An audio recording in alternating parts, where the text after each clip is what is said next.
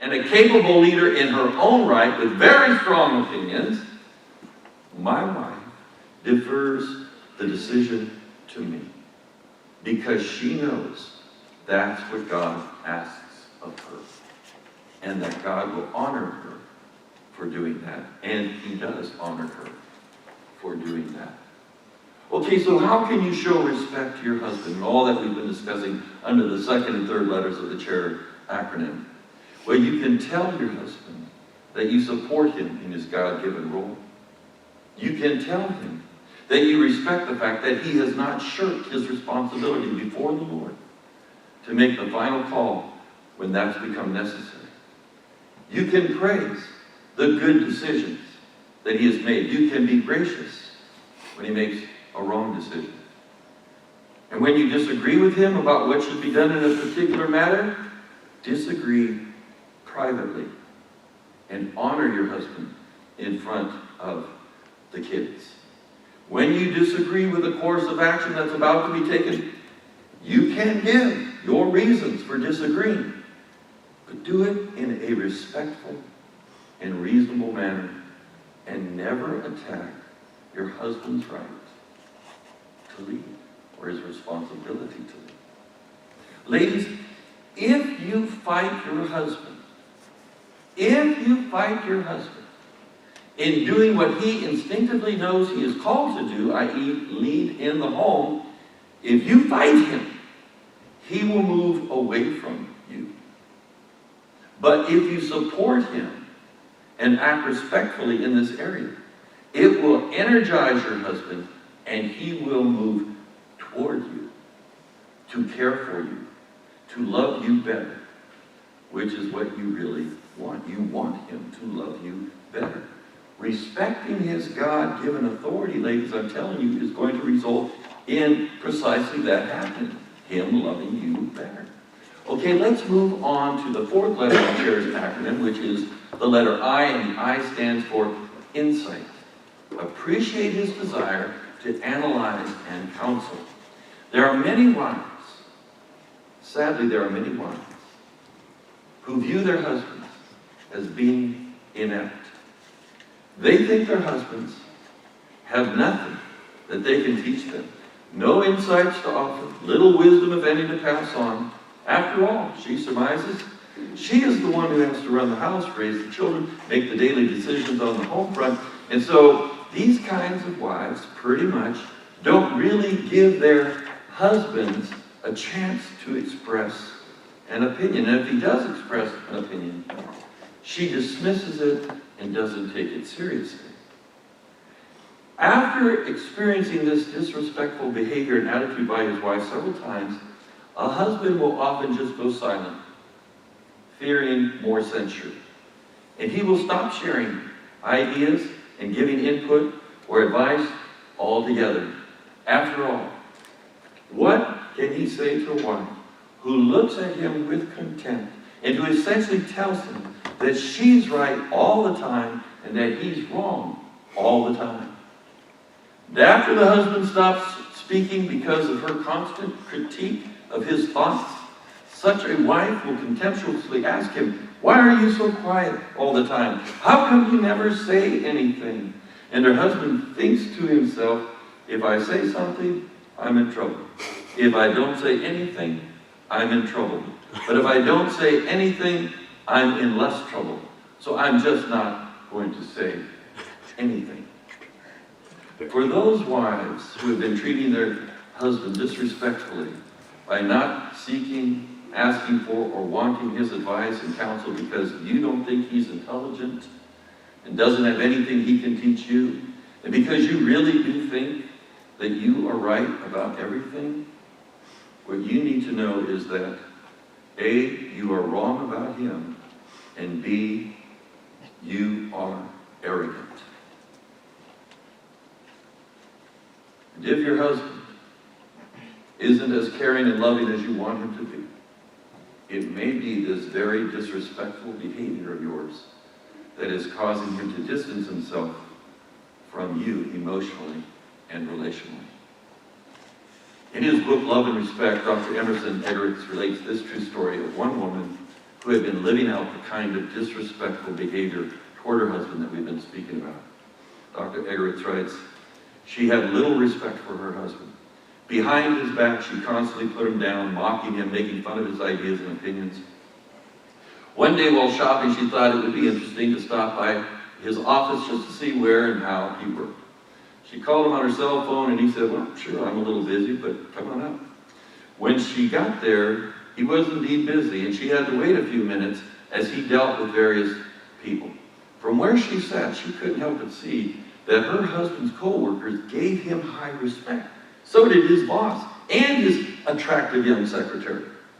And then an older man came to her husband's desk, obviously someone who was more experienced with the company, but who still worked under her husband. She didn't exactly know why, but her stomach churned a little when she heard the older man say to her husband, yes, sir.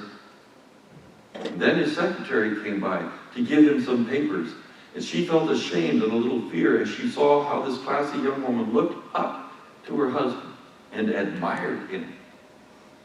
Finally, she had a chance to visit with her husband, but she quickly cut it short, said goodbye, and told him that she would see him that evening. She made it to the car, got in, and burst into tears. She thought of all the times that she had put him down and made fun of him behind his back. This woman had been missing at least two things about her husband. One, he had a lot of ability and insight that she had been ignoring to her loss. And two, her husband wanted the same kind of respect at home that he received at work, but she hadn't been giving that to him. If you have been disrespectful to your husband in the ways described, what you can do to change this and to start showing your husband that you do appreciate his insights, and thus by you will energize and motivate him to move towards you rather than away from you, here's some things you can do. Well, the first thing you can do is to confess your wrongful attitudes and behavior to your husband. Ask for his forgiveness. He will forgive you. And from that point, your husband will feel you appreciate his insights and counsel. If you seek his counsel, seek his input, seek his ideas, seek his opinions, and if you thank him for them when he gives them. Okay, the next letter in the chair's acronym is the letter R. The R stands for filling in relationship. Appreciate his desire for shoulder-to-shoulder friendship. Now, last week we provided men with some helps to know how to love their wives better, how to show love to their wives in a way that is meaningful to them. And one of those ways was for men to spend some face-to-face time with their wives talking. We told the guys that they need to give their wives some face-to-face time because it results in a woman feeling close to her husband, and it results in her feeling loved by him when he gives her face-to-face time talking. Now here's the other side of that, ladies. The way men build deep relationships with other men is by doing things side by side, shoulder to shoulder, with little or no talking. There was a couple that had been married for 7 years when they went in to get counseling from Dr. Egeritz, and they went to see him because they kept getting into huge fights. And Dr. Egeritz asked how these fights got started, and the wife explained that she would be in the kitchen or another room doing something, and her husband would call her from the living room where he was reading or watching television and say, "Hey, honey, why don't you come in here and be with me?" So thinking this would be an opportunity to relate, she would go to her husband and start talking. No, he would tell her, "Don't talk. I just want you in here with me." Confused, she would say, "But you called me in here. You must want to talk to me." "No, I just want you in here. I don't want to talk." "But you must have something you want to talk about," she'd insist. "You called me in here." When things hit this point at home, the couple said things would go downhill fast, and that in no time they'd be in a huge verbal battle. And that this scenario kept happening over and over and over again. So they wanted to know how Dr. Eggerichs could fix it. And he explained that he doesn't fix marriages, but that what he does is he tries to explain what's going on in marriages. So he said to the wife that her husband, hear it, was energized merely by her presence. And then he said to her, if he is reading the paper, watching TV, or even working outside on some chores in the yard, if you just sit there next to him, or pull up a chair and watch while he works, you will see the most amazing energy flow in to your husband. He said to the wife, this is how men communicate, by sharing experiences. Women share experiences with their impressions and emotions. Men are different. Men share their experience by sharing an activity without necessarily talking. He said, this is what your husband wants to do with you. Ladies, when a husband calls his wife in to just sit with him, my wife has learned this with me.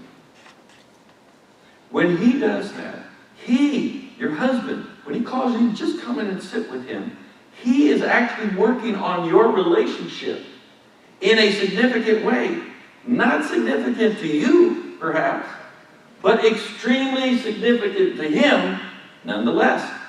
This is the way that a husband communicates. Males prefer shoulder-to-shoulder communication instead of face-to-face communication. You see, from boyhood, males grow close by doing activities shoulder to shoulder. Over time, these common and mutual experiences result in a sense of bonding. There is little negativity and few complaints. They don't focus on their relationship, and they rarely talk about how they feel toward each other. As they become friends through this process, however, one thing is certain: each will always be there for the other. So what's the point? When little boys grow up and become men, they meet a very special young woman.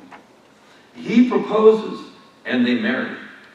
In his maleness, he assumes the two of them will be together, shoulder to shoulder, just as he has been with his male friends throughout his entire life.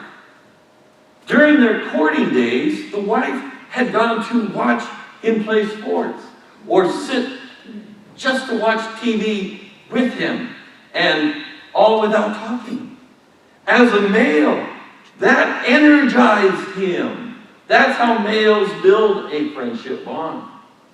Since you two married, the friendship element is gone. And he needs that back. If you want him to be energized, to move toward you and love you better, ladies. This happens side by side for men, not face to face. Here's a letter that is representative of many letters that Dr. Eggerichs receives from women who have sought to respect their husband's need for shoulder-to-shoulder friendship with him. This woman writes concerning her husband: he likes to have me around on Saturday, just sort of hanging around while he works around the house, either helping or chatting, the side-by-side thing.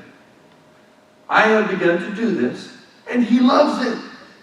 He actually shares more on what he is thinking these days.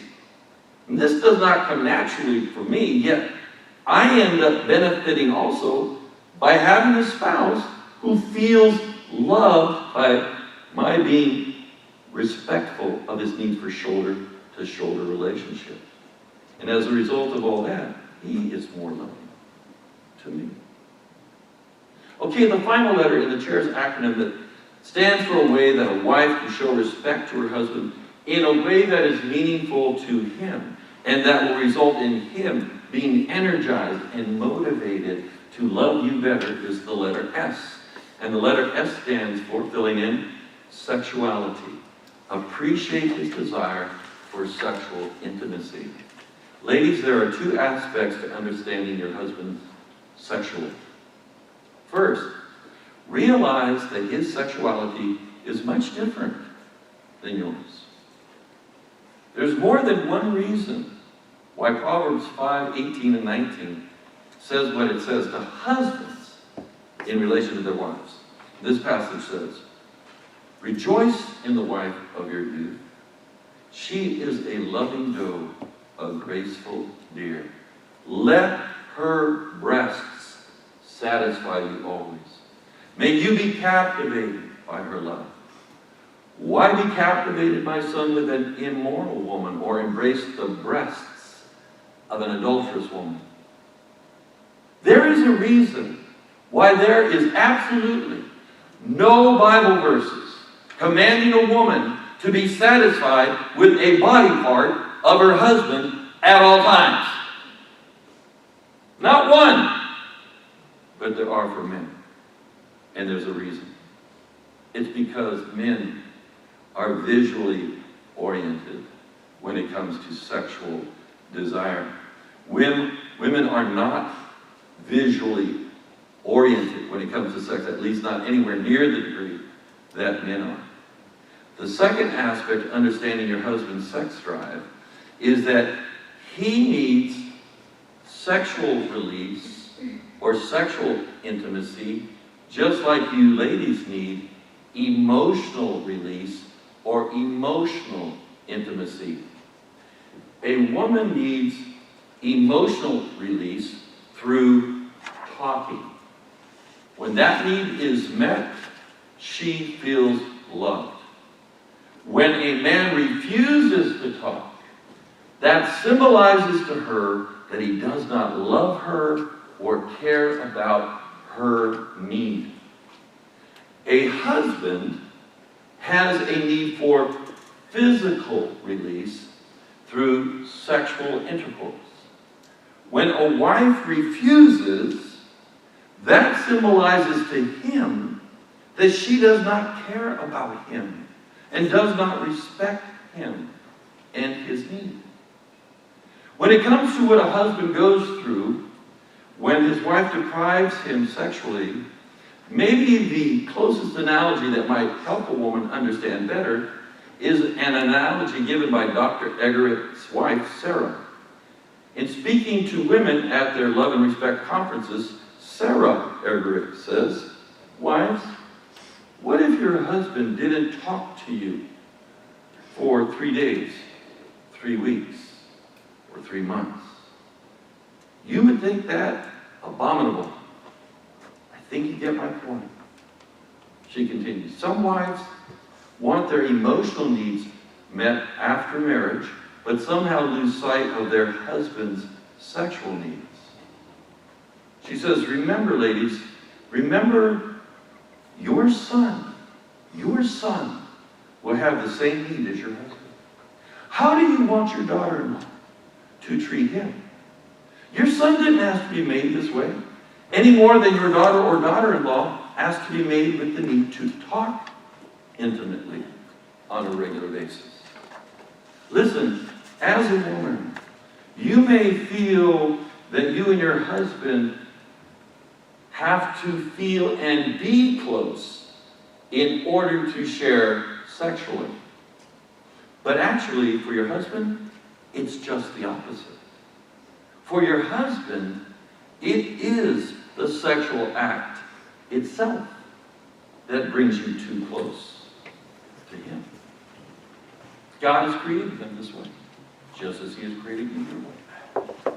Folks, to get off the crazy cycle and onto the energizing cycle in our marriages, men need to do what they're supposed to do for their wives, which we learned about last week, and women need to do what they're supposed to do for their husbands, which is what we've been discussing today.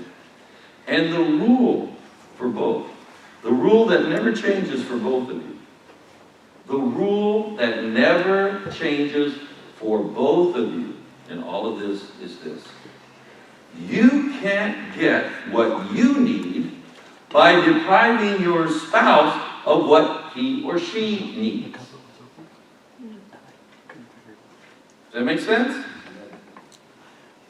Dr. Eggert shares this true story in his book that illustrates this about a different doctor and his wife. The doctor and his wife did not have a happy marriage. They were on the crazy side.